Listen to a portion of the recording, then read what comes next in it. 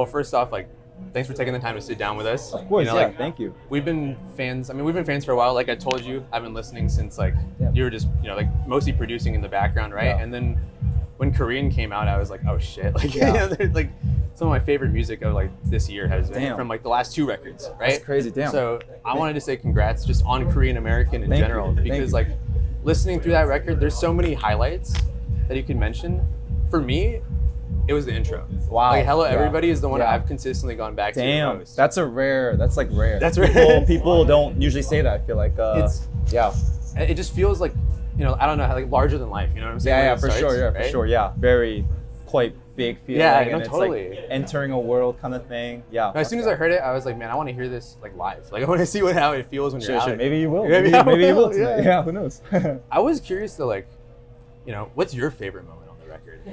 Damn. I guess for Korean American, I was like kind of proud of the whole project. It felt like very damn, Ozzo's on. I love Ozzo. But yeah, just I love every record for different reasons. I think I love the one with Underscores and Umru. Like shout out to them for even being open to make a song with me, and I'm huge fans of both of them. Especially Underscores. I like. They're I both would, legends. Yeah, they're both legends. I remember when I first moved to New York, I would like just like start getting into Planet Fitness and working out, and I would just like bump like the whole Fishmonger album, especially like Spoiled Little Brat, like every fucking day, every workout, like I would just bump it. It was, during the pandemic, so many records from like so many songs off of those albums, dude. Totally. And then just to see them keep going and like keep growing, and like I saw them perform live recently, and I was just like, damn, you guys got it. Like, yeah, for sure. Yeah, they got it. Yeah, they're so crazy. I'd say that. Yeah. The 1-800 Fuck Off. The Jack Zebra Sebi song's really cool. Yes, yeah. I like the intro as well. I don't know. I love them all for different reasons. You could spotlight all of them, exactly, right? exactly. Yeah. Like maybe like stepping back, maybe just like as a music enjoyer, what have you kind of been listening to recently? Ooh, damn. A lot, I guess. I mean, I love like Fake Mink, I guess. Yeah, Fake fan. Just, Mink fan, and there's I like big Oswald fan too. I know, dude. He's going crazy right now. Yeah, love his music. There's this one like kind of I'll be finding like music on TikTok as well, especially just like artists or like new people coming up, and there's this like kind of like dubsteppy like electro complextro producer named Scuzzbum, and like his Scuzzbum. Yeah, it's like SKUZBUM. He's pretty sick. He's like super like young, talented. A lot of potential. I think he's very. I don't think a lot of people know him. He's very like I haven't heard it. I gotta check that out. It gets quite deep. Yeah. Oh, also like Nina Girac, I guess. Fucking like S tier album. The new record is insane. Just so insane. Just I guess those are great picks, man. I was also curious, just like your background in music in general, like kind of like how deep does it go? Like what is your kind of your relationship with music? Damn. I've been doing music for like a little over a decade. I like started making beats when I was like 12, 13 on FL. But like even younger, like when I was like 8 or 9, my like parents put me in all these like instrument lessons, like piano, sax, like guitar, violin through school, and they were all like super short-lived, like under a year, about a year for each instrument. I don't know, but I think that definitely got like a foot through into the music world, and just like understanding music and like making it. And then right when I got like FL at 12, 13, like that I just like locked the fucking, I was like addicted. It was like a game. I don't know. Do you use like the same theory that you were learning from like traditional instruments in FL, or are you just kind of like separate things? Theory, I don't know too much about theory or like any like chord specific terminology for like music stuff like that. But like I like understand chords. I kind of just like make whatever sounds and feels good to me, even if it's like traditionally like correct or not.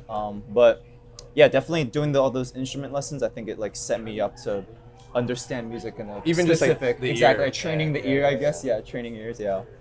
So then, how did you kind of get started getting like placements as a producer?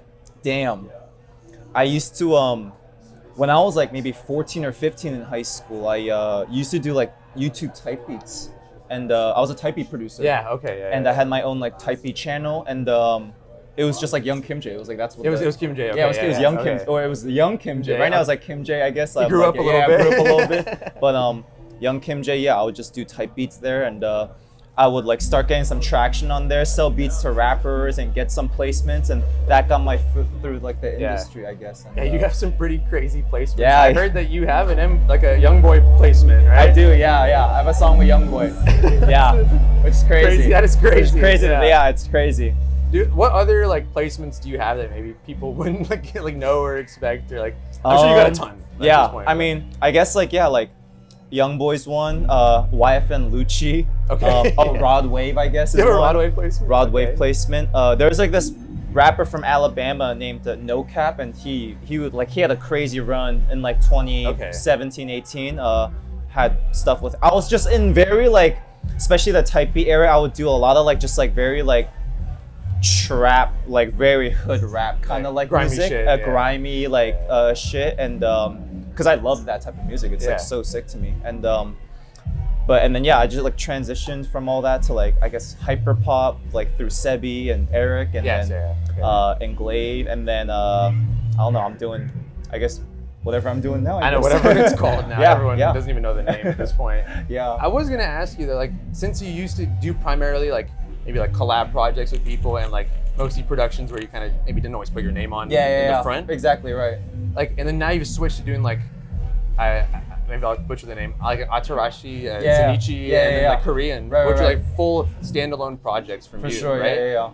Like, what made you decide like this is the next step? You know what I'm saying? Like to go like full like I'm gonna do my own shit and not really get vocalists or anything on it. I think at one point I just like wanted to do my own shit, especially I like grew up on EDM and like trap, I guess, like Future, Uzi, Young Thug, but like but before even the trap though, I was really like a EDM like hard at fan and like a very like Y2K pop Kesha. I love Kesha and Katy Perry, but yeah, I think that like kind of just I had those roots as a kid, and then once I like technically got better as a producer, I think I like eventually was like, oh, I've made all this music, like let me like really try to like do this thing, I guess, where it's like I haven't really fully like, you know, I tried as a kid, but like I tried it once and it was like, oh, it's like shitty, and it's like, you know, won't touch it again, and then I got into trap, but it's like I kept leveling up to the point where you're like, I'm ready now, right? Yeah. I think one turning point was like, I just like, obviously I was a big Skrillex fan as a kid, but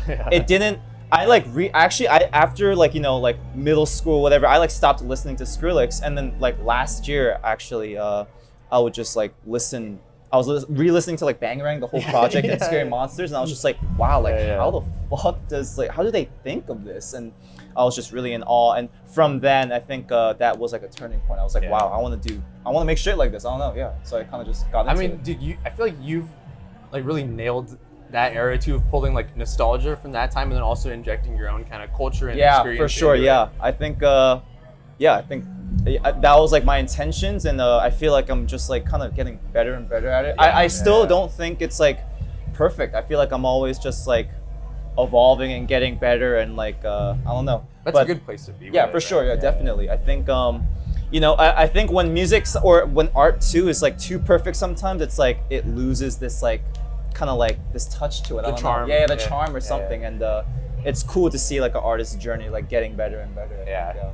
Dude, I know when I heard Crash Out, I was just like, holy fuck. Like, damn, fuck yeah. That was the track that I was like, yeah, this is it. Like, damn, that's wow. Thank you. Damn, no, I appreciate it. Real. That's crazy. You know, maybe shifting away from like the solo projects, I wanted to talk about Nate a little bit. Oh yeah, shout out Nate, right? Yeah, shout out Nate. Love Nate. That's my brother for real. No, he seems like a super chill dude. He's super chill. Yeah. Like, I mean, yeah. We wanted to go to the show in Oakland, and then it sold out like so quickly, and then people were reselling tickets for like $800 and stuff. And actually? Yeah, literally, dude. Like, that's damn. I didn't know that. That's crazy. Because no one wanted to sell their tickets. You know what I'm saying? Wow. So yeah. It's like. It's like we looked it up and I was like, fuck, man, like I'm crazy, but I'm not that crazy. Damn, that's crazy. Yeah, but I wanted to ask you, like, I know, like Hollis's first New York show, you guys were both there. Yeah. Yeah, we were both there.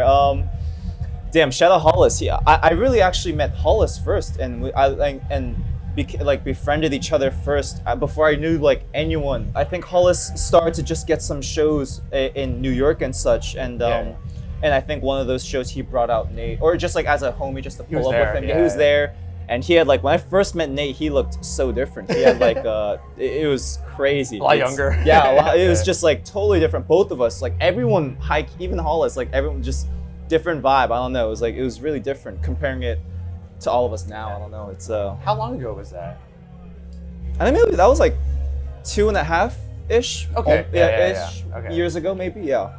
Then how did you go from like, I don't know if you guys met there, if you were just next to him, but then you kind of went from there to kind of being his like, main so yeah, now. I just went to the Hollis show just to like support and show love, and then he brought Nate and he like introduced each other to us. He was just like, yo, like kimj, this is Nate, like he's really like on some Justin Bieber shit. but when he said that, I didn't hear any of his music, so I just heard that take and I was like, okay, sure, whatever. Big yeah, claims. sure, yeah, sure. And then I heard Why Can't You See, which was Nate's first single, and I was like, wow, wait, this guy's really talented. And then from there we made Down, and then like kind of now working. Yeah, and then now you're there. Yeah. So Hollis put you guys. So Hollis introduced us. Shout out Hollis for that. That's crazy. Crazy. Wow, yeah, for real. What was that first session with Nate like? Damn, first session. It was the first song we made was Down, and that was just like a beat I sent in like a little folder, or just like I texted him like 8-9 beats, and Down was one of those beats. Yeah. And I remember they told me like they were him, Hollis, and like just homies were in the studio, and they were just going through the beats. They're like, oh yeah, whatever, and then Down beat came, and they were like, yo, you gotta hop on this. You gotta hop on this right now. And then but after Down, New York, Nate eventually came to like New York on a separate trip, and that's when we like locked in for his like first EP For You. And, yeah, the first session went like way smoother. It just was so natural. Like it was. In that era, I was living in New York. I was like trying to learn Japanese because I'm just a big fan of like anime and manga. The culture, love the food. And I was learning Japanese, and it would be night classes. And then after night classes were done around like 8-9 p.m. Nate would just pull up to my apartment in like Brooklyn, and I like just showed him a beat. He hopped on it.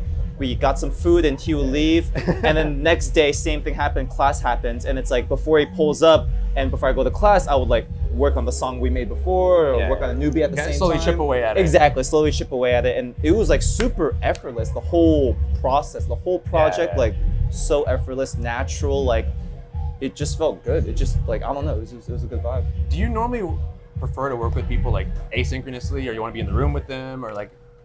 Yeah, I think as of recently, like super like in the mix, like in the room. I think it's like super fun trying to like hear out their vibe and their stories, and like just get a feel of like what they're good at and also what they're not, or like what they're not comfortable with and whatnot. But also like as someone that was like born from just like sending shit online and getting stuff like that era, I'm always like down for that vibe. It's like simple, easy. I don't know. Especially during the pandemic, right? Exactly. Sending beats always back and forth, right? Exactly. So then, like, continuing with Nate, like, I know he kind of coins the sound, from what I heard, is like distorted pop. Right? And he mentions like Sophie as a huge influence. Which I didn't hear before that. And I kind of going back to some of his music, I was like, okay, like, I kind of get it now, like hearing it afterwards. But I'm curious, like, especially for the new record that you guys did for us. What other influences did you guys maybe pull from for that? Ooh, I think definitely. So a lot of like almost half of that project, actually, it's like old music. There's only like 2 songs on that whole project which are like new, and we made like this year, 2025. Ahead of the time. I'll like let you guess like which songs those are, but you can maybe tell, but I don't know. But it was I think the older music, definitely it was like a Sophie, like Hannah Diamond. He put me on to Hannah Diamond. And I heard Hannah Diamond for the first time, and I was like, wow, this is like crazy. Let me lock in. And I made a lot of beats just inspired by that in that era. And so, but then I guess for the like the newer stuff on that project too, we would reference like OK Lou or like Dead Mouse. And just kind of sick range of references. For sure. Wow. Okay. And then like, I know, kind of stepping away from just that conversation, like the fashion in general. Like every time I've seen you on like IG, like lives or posts or everything, I'm like, damn, where the fuck do you shop, bro? Like, damn. Anything you want to mention? Of course, sometimes you want to keep it secret. No, I'm like, no, I'm not really a gatekeeper like that. Yeah. And gatekeeping. Shit, yeah, honestly. I really thrift all my shit, so it's like really random. Or vintage shops. Like this was from a Korean vintage shop in Seoul. Okay. This was like also from this different vintage shop, but also in Seoul, Korea. I got these in like LA. These are just some regular ass Jordans. Okay. This is from a brand called Have You Died Before? Also a Korean American runs this brand. Wow, okay, so sick bag. Shout out Paul Kim. Yeah, there you go, yeah. But yeah, just like random shit. I love like, I don't know, cheap thrift shit. I love vintage shit. Yeah, just random, really random anyway. Yeah, all right, man. I mean, that's... As long as I think it looks like good on my silhouette, it's like kind of just, I cop it. Yeah, no. I mean, even like the hat and everything. Yeah. Like the cap. Fuck yeah. I saw you guys merch in the front. I'll have to get like the snapback and stuff too. Yeah, love the sick hat. Yeah. All right, man. Well, I'm really glad we got to sit down and talk with you. Thank you for making the time for us. Of course, really appreciate it. Thank you. Excited to see you up there. Yeah, let's get it. Let's go see Oswald, right? Yeah, let's go see Oswald.